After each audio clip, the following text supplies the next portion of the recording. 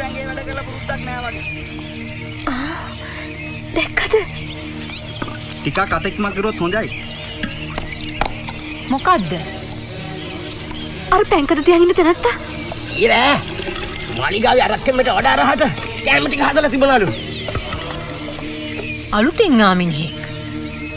රජුරුවන්ගේ රසනාර පිනා ගිහිල්ලා හිටියේ.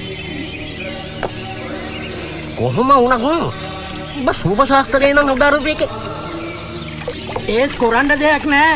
අත් උදව්වට ආවනම් වතුර කඩත් ඇදපන් නේද? මුළු තැන්ගෙට නොගැලපෙන රාජකීය ශරීරයක්. ඔබතුමීට පිළිබඳ සිතක්වත් පහළ වුණාද? උමතුන් දොඩොන් නැතුව හිටපන්. විවාහයෙන් නැරිච්ච තරුණ කුමාරිකාවකට හිමිත් දෙන්න පුළුවන්.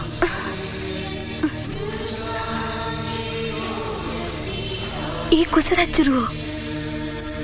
කුමරිය කියන්නේ කුසරජ්ජුරුවෝ අපේ මාලිගාවේ මුල් තැන්ගෙට දරදී අදිනවා කියලාද?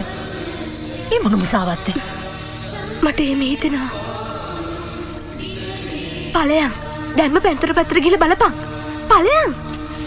ඵලයන්.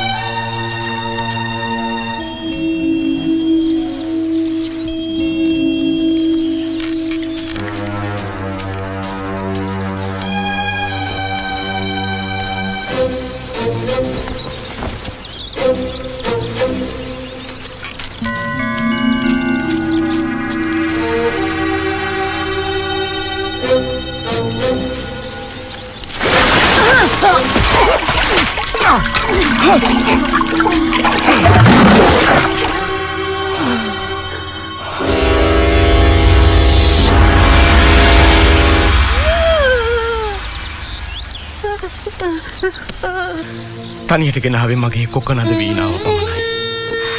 මා මේ පුරයට පැමිණ දැන් පුරා හඳවල් කිහිපයක් පසු වුණා. සත් මසක්.